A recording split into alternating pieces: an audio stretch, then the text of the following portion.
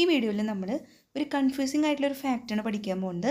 അതായത് 2017 March SLC എക്സാമിന് ചോദിച്ച ഒരു പ്രീവിയസ് ഇയർ ക്വസ്റ്റിൻ്റെ ബേസിസിലാണ് ഞാൻ ഈ വീഡിയോ ചെയ്യുന്നത്. ആദ്യത്തെ ക്വസ്റ്റ്യൻ നോക്കി, the reactivity series of A few metals are given below. ഇവിടെ കുറച്ച് മെറ്റൽസ് കൊടുത്തിട്ടുണ്ട്. അതിൻ്റെ റിയാക്ടിവിറ്റിയുടെ അടിസ്ഥാനത്തിലാണ് ഈ മെറ്റൽ കൊടുത്തിരിക്കുന്നത്. ഏറ്റവും കൂടുതൽ റിയാക്റ്റീവ് മെറ്റലാണ് മാഗ്നീഷ്യം, പിന്നെ സിങ്ക്, പിന്നെ അയൺ, പിന്നെ കോപ്പർ, പിന്നെ സിൽവർ. ഇതിൽ ആദ്യത്തെ question, when a piece of magnesium is dipped in copper sulfate solution, എന്താണ് സംഭവിക്കുക? അതായത് നമ്മൾ ഒരു കോപ്പർ സൾഫേറ്റിൻ്റെ സൊല്യൂഷൻ എടുത്തുവിടാം. ഇതാണ് കോപ്പർ സൾഫേറ്റിൻ്റെ സൊല്യൂഷൻ. ഇതിൽ നമ്മൾ ഒരു മെഗ്നീഷ്യത്തിൻ്റെ പീസ് മുക്കി വെച്ചിരിക്കുകയാണ്, അതായത് ഡിപ്പ് ചെയ്ത് വെച്ചിരിക്കുകയാണ്. എന്താണ് ഇവിടെ സംഭവിക്കുക? നമുക്കറിയാം റിയാക്ടിവിറ്റി സീരീസ് നമ്മൾ പഠിച്ചത് ഡിക്രീസിങ് ഓർഡറിലാണ് അല്ലേ? അപ്പോൾ ഇവിടുത്തെ മെറ്റലിനായിരിക്കും ഹൈ റിയാക്ടിവിറ്റി, ഇവിടുത്തെ മെറ്റലിനായിരിക്കും ലോ റിയാക്റ്റീവ് മെറ്റൽ അല്ലെങ്കിൽ ലോ റിയാക്ടിവിറ്റി. അപ്പോൾ ഏറ്റവും മുകളിൽ ഇപ്പോൾ ഇവിടെ ഇതിൻ്റെ അടിസ്ഥാനത്തിൽ magnesium, zinc, iron, copper, Ag. അപ്പോൾ ഇവിടെ നമ്മളോട് പറഞ്ഞേക്കുന്നത് ഒന്ന് കോപ്പറും ഒന്ന് മെഗ്നീഷ്യം. അപ്പോൾ ഇവിടുത്തെ മെറ്റൽ ഏതായിരിക്കും? മെഗ്നീഷ്യം ആയിരിക്കും ഇവിടുത്തെ ഹൈ റിയാക്റ്റീവ് മെറ്റൽ. അപ്പോൾ മെഗ്നീഷ്യം ഹൈ ആയതുകൊണ്ട് എന്തുണ്ടായിരിക്കും? റിയാക്ടിവിറ്റി സീരീസിൽ കോപ്പറിനേക്കാളും മോള് എടുക്കുന്നത് മെഗ്നീഷ്യം ആയിരിക്കും. അതുകൊണ്ട് തന്നെ റിയാക്ടിവിറ്റി കൂടിയ മെറ്റലാണ് റിയാക്ടിവിറ്റി കുറഞ്ഞ മെറ്റലിനെ അതിൻ്റെ സോൾട്ട് സൊല്യൂഷനിൽ നിന്ന് ഡിസ്പ്ലേസ് ചെയ്യുന്നത്. അപ്പോൾ ഇവിടെ എന്താണ്? Magnesium is high reactive than copper. So magnesium, ഇത് ഞാൻ mg എഴുതണമെന്നുള്ളൂ കേട്ടോ. മെഗ്നീഷ്യം ഡിസ്പ്ലേസസ്, കണ്ട, റിയാക്ടിവിറ്റി കൂടിയ മെറ്റലായ magnesium displaces copper from its salt solution. കണ്ട, അതായത് ഈ പാത്രത്തിൽ എടുത്തേക്കുന്നത് കോപ്പർ സൾഫേറ്റിൻ്റെ സൊല്യൂഷനാണ്. മെഗ്നീഷ്യത്തിൻ്റെ റോഡാണ് ഇവിടെ മുക്കി വെച്ചിരിക്കുന്നത്, അല്ലെങ്കിൽ ഒരു പീസ് ഓഫ് മെഗ്നീഷ്യം. അപ്പോൾ ഈ മെഗ്നീഷ്യമാണ് ഈ കോപ്പറിനെ ഡിസ്പ്ലേസ് ചെയ്യിക്കുന്നത് അതിൻ്റെ തന്നെ സോൾട്ട് സൊല്യൂഷനിൽ നിന്ന്. കോപ്പറിൻ്റെ തന്നെ സോൾട്ട് സൊല്യൂഷനായ കോപ്പർ സൾഫേറ്റിൽ നിന്ന് മെഗ്നീഷ്യമാണ് കോപ്പറിനെ ഡിസ്പ്ലേസ് ചെയ്തിരിക്കുന്നത്. രണ്ടാമത്തെ ക്വസ്റ്റ്യൻ നോക്കി, when a piece of silver is dipped in zinc sulphate solution. നേരത്തെ പറഞ്ഞ അതേ ക്വസ്റ്റ്യൻ്റെ രീതി തന്നെയാണ്. നേരത്തെ നമ്മൾ മെഗ്നീഷ്യമാണ് കോപ്പർ സൾഫേറ്റ് സൊല്യൂഷനിൽ മുക്കി വെച്ചത്, അല്ലെങ്കിൽ ഡിപ്പ് ചെയ്ത് വെച്ചേക്കുന്നത്. ഇവിടെ സിൽവറാണ് സിങ്ക് സൾഫേറ്റിൽ നമ്മൾ ഡിപ്പ് ചെയ്തിരിക്കുന്നത്. അപ്പോൾ ആദ്യം തന്നെ നോക്കി, സിങ്ക് സൾഫേറ്റിൻ്റെ സൊല്യൂഷനിൽ നമ്മൾ ഡിപ്പ് ചെയ്ത് വെച്ചേക്കണ സാധനം സിൽവറാണ് അല്ലേ? Ag, സിൽവറാണ് സിങ്കും. അപ്പോൾ ഇവിടെ രണ്ട് മെറ്റലാണ് കമ്പയർ ചെയ്യേണ്ടത്, ഒന്ന് സിൽവറും അതുപോലെ തന്നെ സിങ്കും. ഫസ്റ്റ് നമ്മളോട് എന്താ പറഞ്ഞേക്കുന്നത്? ആദ്യം തന്നെ ഇതിൻ്റെ റിയാക്ടിവിറ്റിയുടെ അടിസ്ഥാനത്തിൽ ഇതിനൊന്ന് കമ്പയർ ചെയ്യണം. ഏതിനാണ് റിയാക്ടിവിറ്റി കൂടുതൽ? ഈ ഇതിൽ ആലോചിക്കുമ്പോൾ തന്നെ അറിയാം, സിങ്കിന് റിയാക്ടിവിറ്റി കൂടുതലാണ് സിൽവറിനേക്കാൾ. സിൽവറിന് റിയാക്ടിവിറ്റി കുറവും സിങ്കിന് റിയാക്ടിവിറ്റി കൂടുതലുമാണ്. അപ്പോൾ ഇങ്ങനത്തെ ക്വസ്റ്റ്യൻ വരുമ്പോൾ ഈ മെറ്റൽ ഡിപ്പ് ചെയ്ത് വെച്ചിരിക്കുന്ന മെറ്റൽ എപ്പോഴും റിയാക്ടിവിറ്റി കൂടിയ മെറ്റലായിരിക്കണം. ഈ മെറ്റലിനേക്കാളും റിയാക്ടിവിറ്റി കൂടിയ മെറ്റലാണെങ്കിൽ മാത്രമാണ് ഈ സിൽവറിന് സിങ്കിനെ ഡിസ്പ്ലേസ് ചെയ്യിക്കാൻ പറ്റുള്ളൂ. പക്ഷേ ഇവിടെ വന്നേക്കുന്നത് സിങ്കാണ് ഇവിടെ റിയാക്ടിവിറ്റി കൂടുതൽ. അതുകൊണ്ട് തന്നെ ഇവിടുത്തെ ആൻസർ എന്താണ്? Nothing happen. ഇവിടെ ഒന്നും സംഭവിക്കില്ല, ഇവിടെ ഡിസ്പ്ലേസ്മെൻറ്റും ഉണ്ടാവില്ല, ഒന്നും ഉണ്ടാവില്ല. എന്താ കാരണം? സിങ്ക് ഹാസ് ഹയർ റിയാക്റ്റീവ് അല്ലെങ്കിൽ higher reactivity than silver. So silver cannot displace zinc from its salt solution. നേരത്തെ ചെയ്ത പറഞ്ഞ അതേപോലെ തന്നെയാണ് ഇവിടെ എഴുതേണ്ടത്. അതായത് സിങ്കിന് സിൽവറിനേക്കാളും ഹയർ റിയാക്ടിവിറ്റി ഉള്ളതുകൊണ്ട് സിൽവറിന് സിങ്കിനെ ഡിസ്പ്ലേസ് ചെയ്യിക്കാൻ പറ്റില്ല. അതിൻ്റെ തന്നെ സിങ്കിൻ്റെ തന്നെ സോൾട്ട് സൊല്യൂഷനായ സിങ്ക് സൾഫേറ്റിൽ നിന്ന് സിങ്കിനെ Agക്ക് ഡിസ്പ്ലേസ് ചെയ്യിക്കാൻ പറ്റില്ല. റിയാക്ടിവിറ്റി കൂടിയ മെറ്റലിനാണ് റിയാക്ടിവിറ്റി കുറഞ്ഞ മെറ്റലിനെ അതിൻ്റെ തന്നെ സോൾട്ട് സൊല്യൂഷനിൽ നിന്ന് ഡിസ്പ്ലേസ് ചെയ്യിക്കാൻ പറ്റുള്ളൂ. ഇത്രയും ക്വസ്റ്റ്യൻ നമ്മൾ സാധാരണ ചെയ്യണ പോലെ. ഇതിലെ മൂന്നാമത്തെ ക്വസ്റ്റ്യൻ വളരെ ഇമ്പോർട്ടൻ്റ് ആണ്. അതാണ് കൺഫ്യൂസിങ് ആയിട്ടുള്ള ഫാക്റ്റ്. ഇതിലെ മൂന്നാമത്തെ ക്വസ്റ്റ്യൻ ആണ്, അല്ലെങ്കിൽ ബി ക്വസ്റ്റ്യൻ ആണ് ഏറ്റവും ഇമ്പോർട്ടൻ്റ് ആയ കൺഫ്യൂസിങ് ഫാക്ടർ നമ്മൾ വീഡിയോൻ്റെ ആദ്യമേ പറഞ്ഞത്. If galvanic cell is constructed using iron and Ag, അതായത് അയണും സിൽവർ ഇലക്ട്രോഡും ഉപയോഗിച്ചിട്ട് നമ്മളൊരു ഗാൽവനിക് സെല്ല് കൺസ്ട്രക്ട് ചെയ്തു. Which will be the positive electrode. ഇവിടെ നമ്മൾക്ക് സീരീസ് തന്നിട്ടുണ്ട് കേട്ടോ. Magnesium, zinc, iron, copper, Ag. ഇത് ഹിൻഡ് തന്നിട്ടുണ്ട്, ക്വസ്റ്റ്യനിലുള്ളതാണ്. അപ്പോൾ പോസിറ്റീവ് ഇലക്ട്രോഡ് ഏതാണെന്നാണ് ചോദിക്കുന്നത്.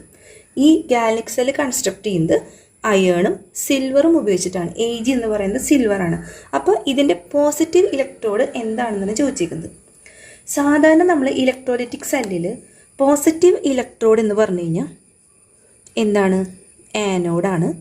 അതേപോലെ തന്നെ ഓക്സിഡേഷൻ നടക്കുന്നതാണ്. സാധാരണ നമ്മൾ ഇലക്ട്രോലൈറ്റിക് സെല്ല് വെച്ചിട്ടായാലും ഇലക്ട്രോ പ്ലേറ്റിങ്ങിൻ്റെ കേസിലായാലും ഒക്കെ നമ്മളിങ്ങനെ പഠിച്ചേക്കുന്നത്. നെഗറ്റീവ് ഇലക്ട്രോഡ് എന്ന് പറഞ്ഞത് കാഥോഡാണ്. അത് റിഡക്ഷൻ നടക്കുന്ന ഒരു സ്ഥലം. ഓക്സിഡേഷൻ എന്ന് പറഞ്ഞു കഴിഞ്ഞാൽ ഇലക്ട്രോണെ എന്ത് ചെയ്യും? കൊടുക്കും, അല്ലെങ്കിൽ വിട്ട് കൊടുക്കും. അതുകൊണ്ടാണ് ഇവിടെ പോസിറ്റീവ് ഇലക്ട്രോഡ് എന്നൊക്കെ വന്നേക്കുന്നത്. റിഡക്ഷൻ എന്ന് പറഞ്ഞു കഴിഞ്ഞാൽ ഇലക്ട്രോണെ വാങ്ങിക്കും, സ്വീകരിക്കും. അത് നെഗറ്റീവ് ഇലക്ട്രോഡായ കാഥോഡിലാണ് നടക്കുന്നത്. ഇതൊക്കെ നമ്മൾ ഓൾറെഡി പഠിച്ചു കഴിഞ്ഞതാണ് ഇലക്ട്രോലൈറ്റിക് സെല്ലിൻ്റെ കേസിൽ. പക്ഷേ ഗാൽവനിക് സെല്ലിൻ്റെ ഒരു കേസ് വരുമ്പോൾ ഇത് നേരെ റിവേഴ്സ് ചെയ്യും. അതായത് ഇവിടുത്തെ പോസിറ്റീവ് ഇലക്ട്രോഡ് എന്ന് പറയുന്നത്, ആനോഡ് എന്ന് പറയുന്നത് റിയാക്ടിവിറ്റി കൂടിയ മെറ്റലും കാഥോഡ് എന്ന് പറഞ്ഞത് റിയാക്ടിവിറ്റി കുറഞ്ഞ മെറ്റലാണെന്നാണ് നമ്മൾ എല്ലാ വീഡിയോയിലും പഠിച്ചിരിക്കുന്നത്. അത് അതേപോലെ തന്നെ കറക്റ്റാണ്. പക്ഷേ ഈ വീഡിയോയിൽ ഈ അയേണും സിൽവർ എടുക്കുകയാണെങ്കിൽ ഏതിനായിരിക്കും റിയാക്ടിവിറ്റി കൂടുതൽ? സിൽവറിനേക്കാളും അയേൺ ആയിരിക്കും റിയാക്ടിവിറ്റി കൂടുതൽ. സിൽവറിന് റിയാക്ടിവിറ്റി കുറവാണ്. അപ്പോൾ ഇതിൽ പോസിറ്റീവ് ഇലക്ട്രോഡ് ഏതാണെന്ന് ചോദിച്ചു കഴിഞ്ഞാൽ, ഇലക്ട്രോലൈറ്റിക് സെല്ലിൽ പോസിറ്റീവ് ഇലക്ട്രോഡ് ആനോഡാണെങ്കിൽ ഗാൽവനിക് സെല്ലിൽ പോസിറ്റീവ് ഇലക്ട്രോഡ് എന്ന് ഉദ്ദേശിക്കുന്നത് കാഥോഡിനെയാണ്. നല്ല കൺഫ്യൂഷൻ ഉണ്ടാക്കുന്ന കാര്യങ്ങളാണ്, പക്ഷെ പഠിച്ചിരുന്നേ പറ്റൂ. നെഗറ്റീവ് ഇലക്ട്രോഡ് എന്ന് പറഞ്ഞത് ആനോഡാണ്. വേറെ ഒന്നിലും വ്യത്യാസം വരുന്നില്ല. കാഥോഡിൽ നടക്കുന്നത് റിഡക്ഷൻ തന്നെയാണ്, ആനോഡ് നടക്കുന്നത് ഓക്സിഡേഷൻ തന്നെയാണ്. ഇലക്ട്രോൺ സ്വീകരിക്കലും അതുപോലെ തന്നെ കൊടുക്കലും ഒക്കെ രണ്ട് കാര്യത്തിലും തുല്യമാണ്. ഇലക്ട്രോലൈറ്റിക് സെല്ലായിക്കോട്ടെ, ഇലക്ട്രോ പ്ലേറ്റിങ്ങിലായിക്കോട്ടെ, ഗാൽവനിക് സെല്ലിലായിക്കോട്ടെ, ഇതൊക്കെ തുല്യമാണ്. പക്ഷേ ഇലക്ട്രോലൈറ്റിക് സെല്ലിൽ പോസിറ്റീവ് ഇലക്ട്രോഡ് എന്ന് പറയുന്നത് ആനോഡും നെഗറ്റീവ് ഇലക്ട്രോഡ് എന്ന് പറയുന്നത് കാഥോഡുമാണ്. ഈ പോസിറ്റീവ് ഇലക്ട്രോഡിലാണ് റിയാക്ടിവിറ്റി കൂടിയ മെറ്റലും കാഥോഡിലാണ് റിയാക്ടിവിറ്റി കുറഞ്ഞ മെറ്റലും വരുന്നത്. ഇവിടെ നോക്കിയേ, പോസിറ്റീവ് ഇലക്ട്രോഡ് എന്ന് പറയുന്നത് കാഥോഡാണ്. അതായത് ഇതിൻ്റെ നേരെ റിവേഴ്സ്. നെഗറ്റീവ് ഇലക്ട്രോഡ് എന്ന് പറയുന്നത് ആനോഡാണ്. ബാക്കി എല്ലാ കാര്യങ്ങളും സെയിം ആണ്. ആനോഡിൽ വരുന്നത് റിയാക്ടിവിറ്റി കൂടിയ മെറ്റലായ ഏതായിരിക്കും? അയേൺ തന്നെയാണ്. ആനോഡിൽ വരുന്നത്. ഇവിടെ നടക്കുന്നത് ഓക്സിഡേഷൻ തന്നെയാണ്. ബാക്കിയെല്ലാം സെയിം ആണ്. കാഥോഡിൽ വരുന്നത് റിയാക്ടിവിറ്റി കുറഞ്ഞ മെറ്റലായ സിൽവറാണ്. ഇവിടെ നടക്കുന്നത് റിഡക്ഷൻ തന്നെയാണ്. പക്ഷേ പോസിറ്റീവ് ഇലക്ട്രോഡ് എന്ന് പറയുന്നത് കാഥോഡും നെഗറ്റീവ് ഇലക്ട്രോഡ് എന്ന് പറയുന്നത് ആനോഡായിരിക്കും. ആ ഒരു ചെറിയ ഡിഫറൻസ് ഒന്ന് പഠിച്ചു വെച്ചാൽ മതി. അപ്പോൾ ചോദ്യം നോക്കിയേ, which will be the positive electrode. Positive ഇലക്ട്രോഡിൽ ആരാ വരുന്നത്? കാഥോഡിൽ വരുന്ന ആരാ? റിയാക്ടിവിറ്റി കുറഞ്ഞ മെറ്റലായ Ag. അപ്പോൾ നമ്മളിവിടെ നേരത്തെ പഠിച്ച പോലെ പോസിറ്റീവ് ഇലക്ട്രോഡ് അങ്ങോട്ട് കണ്ടു കഴിഞ്ഞാൽ ആനോഡ് എന്ന് എഴുതി വയ്ക്കും, അവിടെ റിയാക്ടിവിറ്റി കൂടിയ മെറ്റൽ അങ്ങോട്ട് എഴുതി വയ്ക്കും. തെറ്റാണ്. ഗാൽവനിക് സെല്ലിൽ പോസിറ്റീവ് ഇലക്ട്രോഡ് എന്ന് പറയുന്നത് കാഥോഡാണ്, ഒരിക്കലും ആനോഡല്ല, കാഥോഡാണ്. അപ്പോൾ കാഥോഡിൽ വരുന്നത് ഏതായിരിക്കും? Ag. ബാക്കി എല്ലാം കറക്റ്റാണ്. കാഥോഡിൽ വരുന്നത് റിയാക്ടിവിറ്റി കുറഞ്ഞ മെറ്റൽ തന്നെയാണ് കാഥോഡിൽ വരുന്നത്. ഇവിടെ Ag ആണ് ആക്ട് ആസ് കാഥോഡ്. അതായത് കാഥോഡാണ് ഇവിടുത്തെ പോസിറ്റീവ് ഇലക്ട്രോഡ്. ഇത് പഠിച്ചു വെക്കണം കേട്ടോ. ഇങ്ങനത്തെ ഒരു ക്വസ്റ്റ്യൻ ഞാൻ 2017 മാർച്ചിലാണ് കണ്ടേക്കുന്നത്. ഇങ്ങനത്തെ ഒരു ക്വസ്റ്റ്യൻ വന്നിരിക്കുന്നത്. ശരിക്കും നമ്മൾ പോസിറ്റീവ് ഇലക്ട്രോഡ് എന്ന് പറയുമ്പോൾ ആനോഡ് എന്ന് എഴുതി വയ്ക്കും. പക്ഷേ ഗാൽവനിക് സെല്ലിൽ പ്രത്യേകതയുണ്ട്. പോസിറ്റീവ് ഇലക്ട്രോഡ് എന്ന് പറയുന്നത് കാഥോഡാണ് കേട്ടോ. ഈ വീഡിയോൻ്റെ ഏറ്റവും ഇമ്പോർട്ടൻ്റ് ആയ ഒരു ഭാഗമാണ് main differences between galvanic cell and electrolytic cell. ഇവിടെ നമ്മൾ ഈ വീഡിയോ ചെയ്യുന്നതന്നെ 2017 ചോദിച്ച ആ ഒരു പ്രീവിയസ് ഇയർ ക്വസ്റ്റിൻ്റെ അടിസ്ഥാനത്തിലാണ്. അതായത് ഗാൽനിക് സെല്ലിൽ പോസിറ്റീവ് ഇലക്ട്രോഡ് എന്ന് പറഞ്ഞത് ഏതാണ്? ഇതാണ് ക്വസ്റ്റ്യൻ. അതായത് ഗാൽനിക് സെല്ലിലെ പോസിറ്റീവ് ഇലക്ട്രോഡ് ഏത് ഇലക്ട്രോഡാണ്? ആനോഡാണോ കാഥോഡാണോ? ആ ഒരു ക്വസ്റ്റ്യൻ അവിടെ വന്നിരിക്കുന്നത്. നമ്മൾ ഈ വീഡിയോൻ്റെ ആദ്യം തന്നെ പഠിച്ചു എന്താണ് ഇലക്ട്രോലൈസിസ്, ഇലക്ട്രോലൈറ്റ്, ഇലക്ട്രോലൈറ്റിക് സെൽ. അവിടെ ഒക്കെ നമ്മൾ പഠിച്ചേക്കുന്നത് ആനോഡ് എന്ന് പറഞ്ഞത് പോസിറ്റീവ് ഇലക്ട്രോഡാണ് അല്ലേ. അവിടെ ഓക്സിഡേഷൻ നടക്കുന്നു, അവിടെ ഇലക്ട്രോണെ വിട്ടുകൊടുക്കുന്നു. ഇലക്ട്രോണെ വിട്ടുകൊടുക്കുന്നതാണ് ഓക്സിഡേഷൻ. അത് നടക്കുന്നത് പോസിറ്റീവ് ഇലക്ട്രോഡായ ആനോഡിലാണ്. ഇവിടെ ഒരു കോഡ് പറയാണ് ഓയിൽ. അതായത് oxidation is losing of electron. Oxidation എന്ന് പറഞ്ഞത് ഇലക്ട്രോണെ ലോസ് ചെയ്യുക അല്ലെങ്കിൽ ഇലക്ട്രോണെ വിട്ടുകൊടുക്കലാണ് ഓയിൽ. അതേപോലെ തന്നെ ഓക്സിഡേഷൻ നടക്കുന്നത് ഇപ്പം നമ്മളിങ്ങനെ റണ്ണിങ് ലെറ്ററിൽ എഴുതുമ്പോൾ ഇംഗ്ലീഷ് അക്ഷരം ഒ എന്ന് പറഞ്ഞിട്ട് ആ ഒയെ കൂടെയാണ് എ എന്ന് പറഞ്ഞ അക്ഷരം എഴുതുന്നത് അല്ലേ. ഇങ്ങനെ എടുത്തിട്ട് ഇങ്ങനെ എ എന്ന് പറഞ്ഞ അക്ഷരം. അപ്പോൾ ഓക്സിഡേഷനും ആനോഡും തമ്മിലൊരു കണക്ഷൻ ഉണ്ട് അല്ലേ. അപ്പോൾ ഓയിൽ എന്ന് പറഞ്ഞു കഴിഞ്ഞാൽ oxidation is losing of electron. ചെറിയൊരു കോഡാണ് കേട്ടോ, നിങ്ങൾക്ക് വേണമെങ്കിൽ എടുത്താൽ മതി. ഒ എ എന്ന് പറഞ്ഞു കഴിഞ്ഞാൽ ആനോഡിൽ നടക്കുന്ന ഒരു സംഭവമാണ് ഓക്സിഡേഷൻ. അതുപോലെ തന്നെ ആനോഡ് പറഞ്ഞ പോലെ തന്നെയാണ് കാഥോഡ്. കാഥോഡ് എന്ന് പറഞ്ഞത് ഒരു നെഗറ്റീവ് ഇലക്ട്രോഡാണ്. അവിടെ എന്ത് നടക്കുന്നു? റിഡക്ഷൻ നടക്കുന്നു. റിഡക്ഷൻ എന്ന് പറഞ്ഞു കഴിഞ്ഞാൽ ഇലക്ട്രോണെ സ്വീകരിക്കുക അല്ലെങ്കിൽ ഇലക്ട്രോണെ ആക്സെപ്റ്റ് ചെയ്യുക. അങ്ങനെ റിഡക്ഷൻ നടക്കുന്ന സ്ഥലമാണ് കാഥോഡ്. നമ്മളിവിടെ ഒരു കോഡ് ഉപയോഗിക്കുകയാണ് റിഗ്.